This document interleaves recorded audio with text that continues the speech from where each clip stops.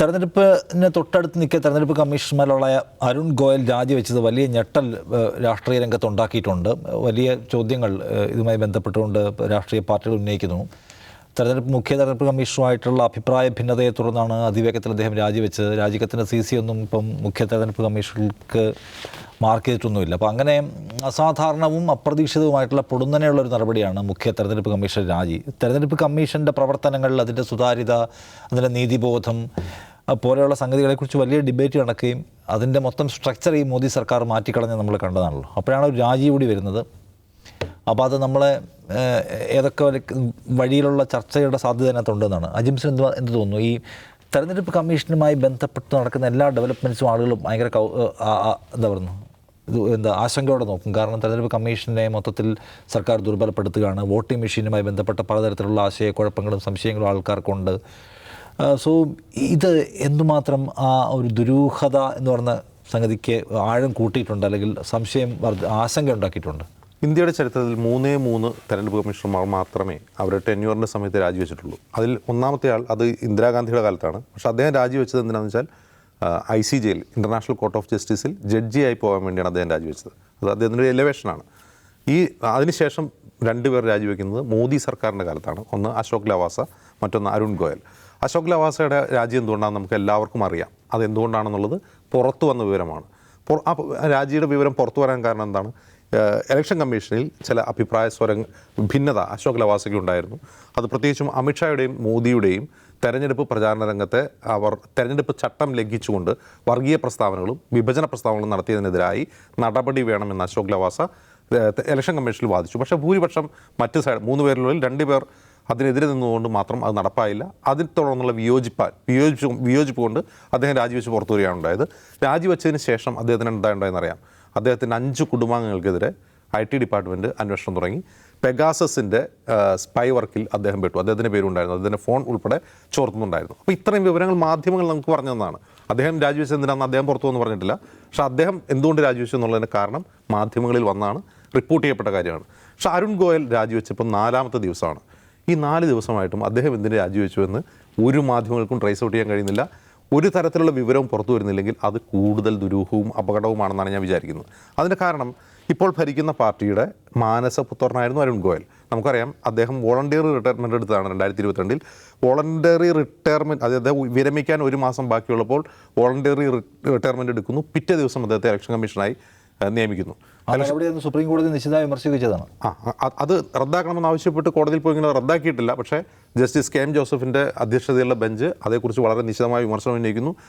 Election commission നിയമനത്തിന് വേണ്ടിയുള്ള കൃത്യമായ നിയമനിർമ്മാണം വേണം എന്ന് കോടതി ഭരണഘടനാ ബെഞ്ച് ആവശ്യപ്പെടുകയും ചെയ്തു. അതേ തുടർന്നാണ് ഇപ്പോൾ താൽക്കാലികമായ നിയമനത്തിന് വേണ്ടി ഒരു സിസ്റ്റം കോടതി നിർദ്ദേശിക്കുകയും ചെയ്യുന്നു. സുപ്രീം കോടതി ജഡ്ജി, പ്രതിപക്ഷ നേതാവ്, പ്രധാനമന്ത്രി എന്നിവർ ഉൾക്കൊള്ളുന്ന പാനലായിരിക്കണം ഇത് നിയമിക്കേണ്ടത് എന്ന് പറയുന്നു.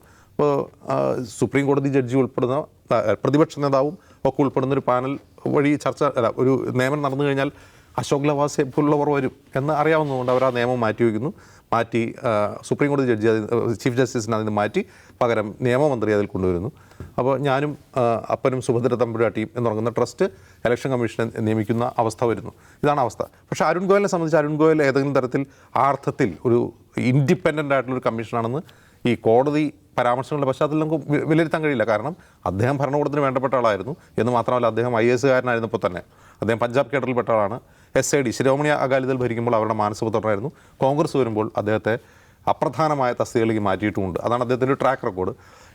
മോദി സർക്കാരിൻ്റെ കാലത്ത് കേന്ദ്ര സർക്കാരിൻ്റെ ഭാഗത്ത് നിൽക്കുമ്പോൾ പോലും അദ്ദേഹം ഹെവി ഇൻഡസ്ട്രീസിൻ്റെ സെക്രട്ടറി ആയിരുന്നു അദ്ദേഹം കുറേ ആൾ. അങ്ങനെ നിർണായകമായ പൊസിഷനിൽ നിന്ന ആളാണ് വളരെ പെട്ടെന്ന് ഇലക്ഷൻ കമ്മീഷണർ ആവുന്നത്. അദ്ദേഹത്തിന് ഈ ചീഫ് ഇലക്ഷൻ കമ്മീഷണറുമായി എന്തെങ്കിലും അഭിപ്രായ ഭിന്നതകളുണ്ടെങ്കിൽ അത് എന്തായിരിക്കും എന്നുള്ളത് പുറത്തറിയൽ നിർബന്ധമാണ്, നിർണായകമാണ്. കാരണം ഇതുവരെയും ഈ 4 ദിവസമായിട്ട് ആ വിവരം പുറത്തു വരുന്നില്ല. ഒന്ന്, ഭരണകൂടത്തിന് ഭരിക്കുന്ന പാർട്ടിക്ക് പ്രിയങ്കരനായ ഒരു ഇലക്ഷൻ കമ്മീഷണർ, അവർ ചൂസ് ചെയ്ത ഇലക്ഷൻ കമ്മീഷണർ, അവർ തന്നെ ചൂസ് ചെയ്തിട്ടുള്ള രാജീവ് കുമാർ എന്നു പേരുള്ള ചീഫ് ഇലക്ഷൻ കമ്മീഷണറുമായി അഭിപ്രായ ഭിന്നത ഉണ്ടെങ്കിൽ അതെന്താണെന്ന് പുറത്തറിയൽ വളരെ നിർണായകമാണ്. കാരണം അശോക് ലവാസ പോയതുപോലെയല്ല. ഇത് രണ്ടുപേരും ഭരണകൂടത്തിന് പ്രിയപ്പെട്ടവരാണ് എങ്കിൽ ഒരാൾ അതിൽ ഭിന്നിച്ച് പുറത്തു പോവുകയാണ്. ഈ വിവരം പുറത്തു വരാത്തത് പോലും അതുകൊണ്ടാണ്, അത്ര ഗൗരവമുള്ള സംഭവമായതുകൊണ്ടാണ്. അത്ര ഗൗരവമുള്ള കാര്യമായതുകൊണ്ടാണ് ഈ വിവരം പുറത്തു വരാത്തത്. അശോക് ലവാസയെ സംബന്ധിച്ച് മോദി അങ്ങനെ പ്രസംഗിച്ചു, അദ്ദേഹത്തിനെതിരായിട്ടുള്ള വിരോധം കൊണ്ട് ഞാൻ പുറത്തു വരുന്നു പറഞ്ഞാൽ അത് മോദിക്ക് പ്രശ്നമല്ല. മോദിക്കോ അമിത്ഷായ്ക്കോ BJPക്കോ അതൊരു പ്രശ്നമല്ല. കാരണം അവർ ഞങ്ങൾക്കെതിരാണ് എന്നൊരു അശോക് ലവാസ് ഞങ്ങൾക്കെതിരാണ് എന്ന പ്രതീതി സൃഷ്ടിക്കാൻ കഴിയും. പക്ഷേ സ്വന്തം ക്യാമ്പിലുള്ള ഒരാൾ രാജിവെച്ച് പുറത്തു പോകുന്നത് എന്തുകൊണ്ടാണെന്ന് പുറത്തു വന്നാൽ അത് കൂടുതൽ ഡാമേജ് ഉണ്ടാക്കുകയാണ് BJP ചെയ്യുക. പക്ഷേ ഞാൻ വിചാരിക്കുന്നു അത് അധികകാലം മൂടി വയ്ക്കാൻ കഴിയില്ല. ഒരുപക്ഷെ തെരഞ്ഞെടുപ്പിന് മുമ്പ് തന്നെ എന്തിന് അരുൺ ഗോയൽ രാജിവെച്ചു എന്ന വിവരം പുറത്തു വന്നേ മതിയാകും. ഓക്കെ, ദൗസാൻ എന്താ തോന്നുന്നു? ഇത് ഈ ഇലക്ഷനെ കുറിച്ച് പറയുമ്പോൾ പൊതുവെ സാധാരണ ഉദ്ധരിക്കപ്പെടാറുള്ള കഥയുണ്ട്. മുമ്പ് ഈ സോവിയറ്റ് യൂണിയനിൽ അവിടെ എൻ്റെ ഈ വലിയ എന്തൊക്കെ ചെറിയ പ്രാദേശിക മുനിസിപ്പൽ തിരഞ്ഞെടുപ്പുകളൊക്കെയാണ് നടക്കാറുള്ളത്. അപ്പോൾ ആ സമയത്ത് ക്രെംലിൻ കൊട്ടാരത്തിൽ 2 കള്ളന്മാർ കയറിയിട്ട് മുഴുവൻ തപ്പിയിട്ട് 2 തകരപ്പെട്ടിയാണ് കിട്ടിയത്. അവന്മാരെ തകരപ്പെട്ടിയെടുത്ത് പുറത്തിറങ്ങി ഏതൊരു കുറ്റിക്കാട്ടിൽ പോയി ഈ പെട്ടി തുറക്കുകയാണ്.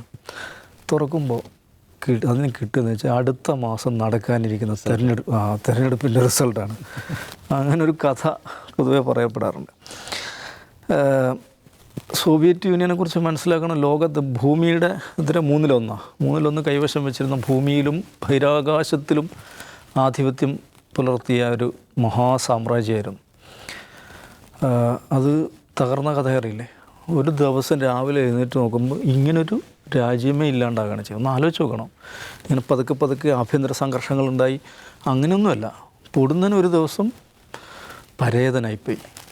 ഈ സോവിയറ്റ് യൂണിയനെ കുറിച്ച് മുമ്പ് EMS സോവിയറ്റ് യൂണിയൻ തകരുകയാണല്ലോ എന്ന സംശയം ഒക്കെ ഈ ഇൻ്റലക്ച്വൽ സർക്കിളിലൊക്കെ വരുമ്പോൾ അതിനോട് റെസ്പോണ്ട് ചെയ്ത് EMS പറഞ്ഞൊരു കാര്യമുണ്ട്. സോവിയറ്റ് യൂണിയൻ തകരുകയോ? അത് മനുഷ്യൻ കുരങ്ങിനിലേക്ക് തിരിച്ചു പോവുക എന്ന് പറയുന്നത് പോലെയാണ് അദ്ദേഹം പറയേണ്ടത്.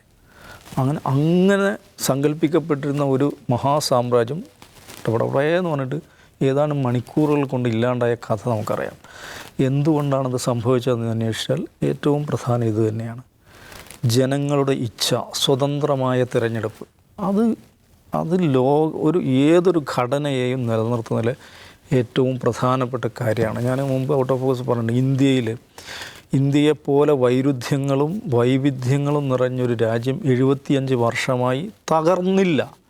അത് നമ്മൾ മനസ്സിലാക്കണം. തകർന്നില്ല എന്ന് മാത്രമല്ല, കൂടുതൽ കരുത്തോടെ മുന്നോട്ട് പോയി എന്നുള്ളത് അതിൻ്റെ ഏറ്റവും പ്രധാനപ്പെട്ട കാരണം ഇവിടെ സ്വതന്ത്രമായ തിരഞ്ഞെടുപ്പുകൾ നടക്കുന്നു എന്നുള്ളതാണ്. ഏത് തിരഞ്ഞെടുപ്പും മൻമോഹൻ സിംഗ് തോൽക്കുന്നു, നരേന്ദ്രമോദി ജയിക്കുന്നു. മൻമോഹൻ സിംഗ് എന്താ ചെയ്യുന്നതെന്ന് ഈ തിരഞ്ഞെടുപ്പ് ഉഡായിപ്പ് തിരഞ്ഞെടുപ്പാണെന്ന് പറയുകയാണോ? അല്ല, നരേന്ദ്രമോദിയെ അഭിവാദ്യം ചെയ്യാണ്, കൺഗ്രാറ്റുലേറ്റ് ചെയ്യാണ്. ഇതാണ് നമ്മുടെ ഒരു തിരഞ്ഞെടുപ്പ് സംസ്കാരം എന്ന് പറയുന്നത്. വിജയിക്കുന്നവനും പരാജയപ്പെടുന്നവനും ഒരേപോലെ തിരഞ്ഞെടുപ്പ് ഫലത്തെ റെസ്പെക്റ്റ് ചെയ്യുന്നു. ഇത് ലോകത്ത് അപൂർവമാണ്, നമ്മൾ മനസ്സിലാക്കണം. നമ്മളോടൊപ്പം ഉണ്ടായ പാകിസ്ഥാൻ ഈ കുത്തുപാള എടുക്കാൻ കാരണം എന്താണ്? ഇതാണ്, ഇങ്ങനൊരു സംവിധാനം ഇല്ലാത്തതുകൊണ്ടാണ്. അപ്പോൾ ഇങ്ങനെ തോൽക്കുന്നവനും വിജയിക്കുന്നവനും ഒരുപോലെ റെസ്പെക്റ്റ് ചെയ്യുന്ന തിരഞ്ഞെടുപ്പ് ഫലങ്ങൾ ഉണ്ടാകുന്നത് എന്തുകൊണ്ടാണ്? സ്വതന്ത്രമായ തിരഞ്ഞെടുപ്പ് സംവിധാനങ്ങളുള്ളതുകൊണ്ടാണ്. അതിന് നെടുനായകത്വം വഹിക്കുന്ന ഏജൻസി എന്നുള്ളതാണ് CEC, സെൻട്രൽ ഇലക്ഷൻ കമ്മീഷൻ്റെ ഏറ്റവും അതിൻ്റെ പവിത്രത എന്ന് പറയുന്നത്. ഈ 2014 ശേഷം ഉണ്ടായിട്ടുള്ള നമ്മുടെ രാജ്യത്തിനുണ്ടായിട്ടുള്ള ഏറ്റവും വലിയ ആഘാതം ഞാൻ പറയുന്നു, ഈ സംവിധാനത്തിൻ്റെ വിശ്വാസ്യതയിൽ ഉലച്ചിലുകളുണ്ടായി. ആ സംവിധാനത്തിൻ്റെ വിശ്വാസ്യത ഇപ്പോഴും സമ്പൂർണ്ണമായി തകർന്നെന്ന് പറയാൻ ഞാൻ ആളല്ല. പക്ഷേ അതിൻ്റെ വിശ്വാസ്യതയിൽ മാരകമായ ഉലച്ചിലുകൾ ഉണ്ടായിക്കൊണ്ടിരിക്കുകയാണ്. ലവാസയുടെ രാജിയെക്കുറിച്ച് അജിംസ് ഇവിടെ പറഞ്ഞു. ലവാസയുടെ രാജി ഒന്നാമത്തെ ഘടകം. രണ്ടാമത്തത് ഈ പറയുന്ന സുപ്രീം കോടതി നല്ല ഉദ്ദേശത്തോടു കൂടി ഒരു കാര്യം പറയുകയാണ്. നിങ്ങളിതിൻ്റെ ആളുകളെ തിരഞ്ഞെടുക്കുന്നതിനൊരു സംവിധാനം ഉണ്ടാക്കണമെന്ന് പറഞ്ഞപ്പോൾ അതിൻ്റെ സ്പിരിറ്റ് മനസ്സിലാക്കാതെയല്ല, അതിൽ പിടിച്ചിട്ട് ഇത് ഒരു ഭരണകൂട ഏജൻസിയാക്കാൻ പറ്റുന്ന മട്ടത്തിൽ അതിനെ മാറ്റി. എന്താണ്? പ്രധാനമന്ത്രി നിർദ്ദേശിക്കുന്ന ഒരു ക്യാബിനറ്റ് മന്ത്രി, പിന്നെ പ്രതിപക്ഷ നേതാവ്, ഇവർ 3 പേരും കൂടി ചേർന്നിട്ട് ഈ ഇലക്ഷൻ കമ്മീഷൻ തിരഞ്ഞെടുക്കുന്ന സംവിധാനം ഉണ്ടാക്കി.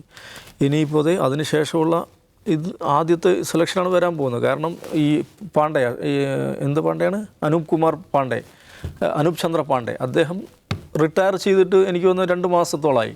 ആ പോസ്റ്റ് അവിടെ വേക്കൻ്റായി നിൽക്കുകയാണ്. അതിനിടയിലാണ് ഇങ്ങനെ രാജിവെക്കുന്നത്, ഗോയൽ രാജിവെക്കുന്നത്. ഗോയലിൻ്റെ കാര്യം നമ്മൾ മനസ്സിലാക്കണം. അദ്ദേഹത്തിന് 2027 വരെ അദ്ദേഹത്തിന് ആ സീറ്റിലിരിക്കും. എന്ന് മാത്രമല്ല അടുത്ത വർഷം ഫെബ്രുവരി ആയാൽ ഇദ്ദേഹം ഇറങ്ങും. ഇപ്പോൾ ഉള്ള രാജീവ് കുമാർ ഇറങ്ങും. അപ്പോൾ ഇദ്ദേഹമാണ് സ്വാഭാവികമായിട്ടും CEC ആയിട്ട് വരുന്നത്. എന്ന് പറഞ്ഞാൽ രാജ്യത്ത് ഏറ്റവും പ്രധാനപ്പെട്ട ഒരു ബ്യൂറോക്രാറ്റ് പോസ്റ്റിൽ അദ്ദേഹത്തിന് ഇരിക്കാനുള്ള അവസരമുള്ളൊരു മനുഷ്യനാണ് അദ്ദേഹം രാജിവെച്ച് പോകുന്നത്. എങ്കിൽ ഗുരുതരമായ എന്തോ ഒന്ന്, നമുക്ക് അറിയാൻ പാടില്ലാത്ത എന്തോ ഗുരുതരമായൊരു കാര്യം അതിനകത്തുണ്ടാവില്ല. അല്ലാതെ ഇങ്ങനെ ഒരാൾ ഇട്ടേച്ച് പോകാൻ യാതൊരു സാധ്യതയില്ല. അപ്പോൾ എന്താണ് ഇതിൽ ഇപ്പോൾ എന്താ സംഭവിച്ചിരിക്കുന്നത്? 3 അംഗങ്ങളുള്ള നമ്മുടെ ഇലക്ഷൻ കമ്മീഷൻ ഒരാളായി ചുരുങ്ങിയിരിക്കുകയാണ്. അത്രയും ലാഭം എന്ന് വിചാരിക്കുക. അല്ലെങ്കിൽ ആലോചിക്കുക, എന്തിനാ ഈ ഇലക്ഷൻ കമ്മീഷൻ? അതും ജി തന്നെ നടത്തിയാൽ പോരെ. ജിയാണ് ഇലക്ഷൻ കമ്മീഷനെ വെക്കുന്നത്. അതിൽ അധികാരം ജിക്കായല്ലോ അല്ലേ? അപ്പോൾ പിന്നെ ജി എന്തിനിപ്പോൾ വേറെ ആൾ ഏൽപ്പിക്കും? ജി തന്നെ അങ്ങ് നടത്തട്ടെന്നേ, അങ്ങനെയും വിചാരിക്കാമല്ലോ. ഇപ്പോൾ മുമ്പ് സ്റ്റാലിനോട് അദ്ദേഹത്തിൻ്റെ മകൾ സെറ്റ്ലാനെ ചോദിക്കാറുണ്ടായിരുന്നു, അച്ഛൻ നിങ്ങൾ എന്തിനീ ഞായറാഴ്ച ഞായറാഴ്ച ഒന്ന് വീട്ടിലിരുന്നു? എടീ ഞായറാഴ്ചയല്ല, ഞാൻ പോയില്ലെങ്കിലും രാജ്യം, പക്ഷേ ഞായറാഴ്ച ഞാൻ പോയില്ലെങ്കിൽ എന്താണ്, ഞാനില്ലെങ്കിലും ഈ രാജ്യം നടക്കും എന്ന് നാട്ടുകാരറിയല്ലേ? അത് പാടില്ല. അതേമാതിരി ജിക്ക് തന്നെ നടത്തിയാൽ പോരെ. ഈ ഇത് നിഷ ശ്രദ്ധിച്ചിട്ടുണ്ടോ? 1 നാഷൻ 1 ഇലക്ഷൻ എന്ന് പറഞ്ഞിട്ടൊരു സംഭവം വരുന്നുണ്ടല്ലോ. എന്താണ് അസംബ്ലി, പല സമയം പല അസംബ്ലികൾ ഇലക്ഷൻ നടക്കുന്നത്. ആ പരിപാടിയൊക്കെ ബോറാണ്, ഭയങ്കര ചിലവാണ്. അപ്പോൾ നമുക്കെല്ലാം ഇവിടെ ഒന്നാക്കാം. അതാണ് 1 നാഷൻ 1 ഇലക്ഷൻ. എല്ലാവരും അതിന് ഭയങ്കര പിന്തുണയാണ്. ഇലക്ഷൻ കമ്മീഷൻ പിന്തുണയാണ്, പ്രസിഡന്റ് പിന്തുണയാണ്, എല്ലാവരും പിന്തുണയാണ്. അപ്പോൾ അതിൻ്റെ ഏറ്റവും പ്രധാനപ്പെട്ട ന്യായം അതിൻ്റെ കണക്ക് പറയും. ഇത്ര കോടി ലാഭം, എല്ലാ ഇലക്ഷൻ ഒന്നിച്ച് നടക്കുമ്പോൾ ഇത്ര 1000 കോടി, അപ്പോൾ 4000 കോടി ലാഭം എന്ന് പറയുമ്പോൾ കൊള്ളാമല്ലോ. ഒന്നിച്ചാണ് ഇത് ഇലക്ഷൻ തന്നെ ഇല്ലാണ്ടായി നിൽക്കുക, അതിനേക്കാൾ കോടി ലാഭമല്ലേ? ഇലക്ഷൻ തന്നെ വേണ്ട, എല്ലാം ജി തന്നെ അങ്ങ് ഭരിക്കുക, എന്തോരം ലാഭമാണ്. അങ്ങനെ ലാഭകരമായി കൊണ്ടുപോകട്ടെ ഈ രാജ്യം എന്ന് നമുക്ക് ആശംസിക്കാം. ഇലക്ഷൻ കമ്മീഷൻ്റെ വിശ്വാസ്യതയ്ക്കുണ്ടാകുന്ന പരിക്ക് ചില്ലറയായിരിക്കില്ല. മറ്റേത് ഭരണഘടനാ സ്ഥാപനത്തെക്കാളും അത് ഉണ്ടാക്കാൻ പോകുന്ന ആപത്ത് വലുതായിരിക്കുമെന്ന് നമ്മൾ മനസ്സിലാക്കേണ്ട ഒന്നാണ്.